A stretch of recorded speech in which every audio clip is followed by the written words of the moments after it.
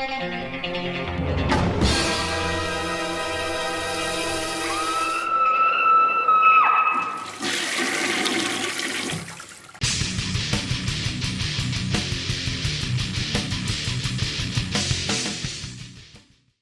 up, everyone? Thralls here once again.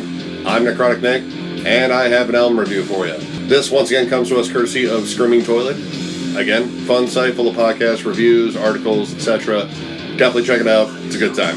So today I am reviewing Orodruin's new album, Ruins of Eternity.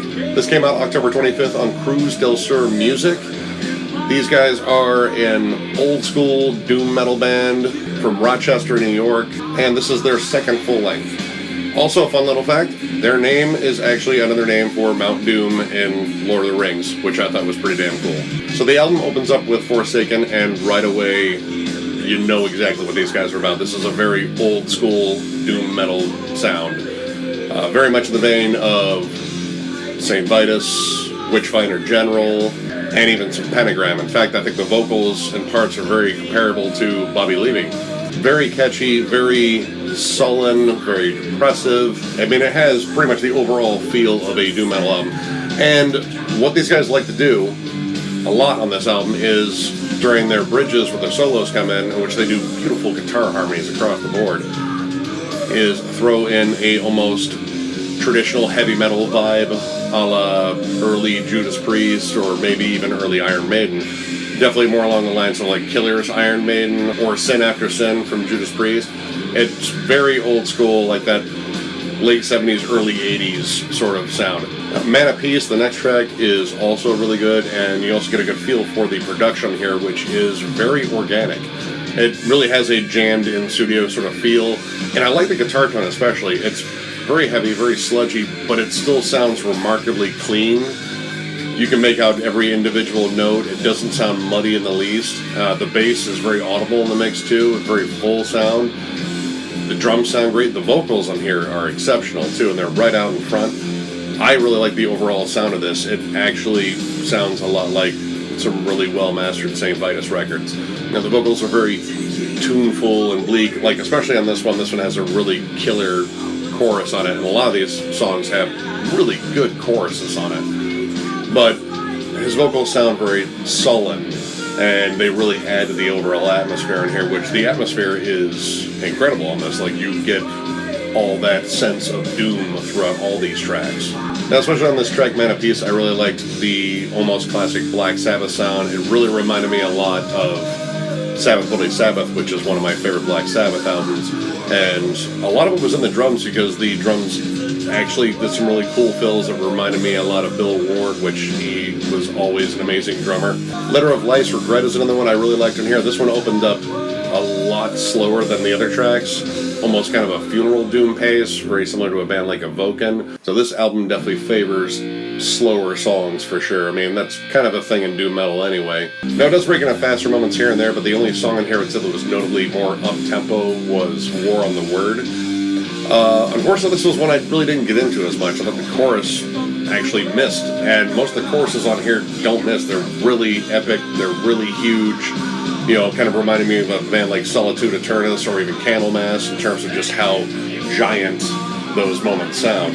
This one definitely wanted to go for a heavier, more double-time sound, and granted, the riffs and the guitar harmonies are great in here, but I thought it just kind of missed and it felt out of place.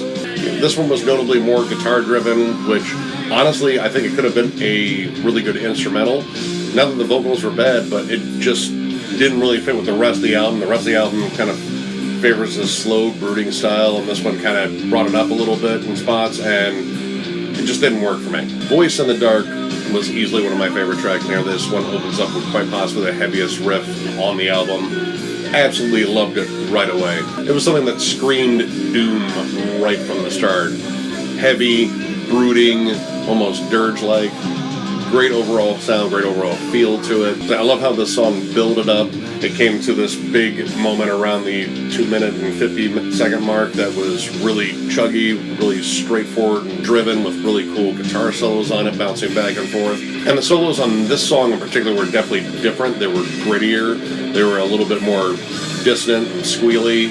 The rest of the solos are very tasteful, melodic, again, favoring like that early Judas Priest sound, or even going back further and favoring Tony Iommi, which, well, if you're a doom metal band, why not pull in some Iommi stuff? Now, one of my issues with this album, though, is, unfortunately, you've pretty much heard everything they're going to do probably before the halfway mark. They have a formula, they stick to it. It's a really good formula, and it works really well, but there are no surprises on this album.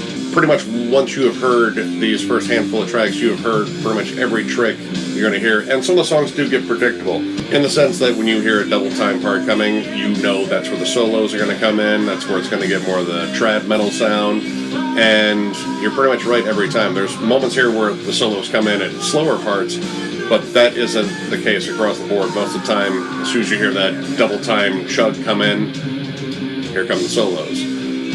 The vocals are excellent across the board, but they follow a very distinct pattern across the songs. Again, it's not that it's bad, it just becomes predictable. I think, honestly, their formula is solid. It's really good. I love the overall sound of this band. But I kind of wanted to hear some surprises along the way, something like kind of throw me for a little bit. Oh, wow, that was a cool inclusion. But I didn't really get that. I thought the title track was a pretty solid closer. It didn't really scream the most epic closer, because at this point, like I said, you've heard everything they're going to do, so it doesn't really come across as the giant closer that was a little bit different, a little bit more epic than the rest of the album, but it was still really, really good. So all in all, I'm going to give this album 3.5 stars.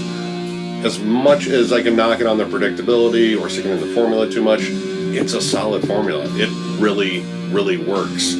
It's well written. The production on it, I think, is beautiful for their overall sound, and they execute flat out. That's what it comes down to. This is straightforward, solid doom metal, and yeah, I love that sort of thing. I love the classic sense about this album, and this is definitely something I would say check out if you were a doom metal fan, flat out. So, if you like the video, give it a thumbs up, and if you are new to the channel, subscribe, because we do shit like this all the time. Catch you guys later.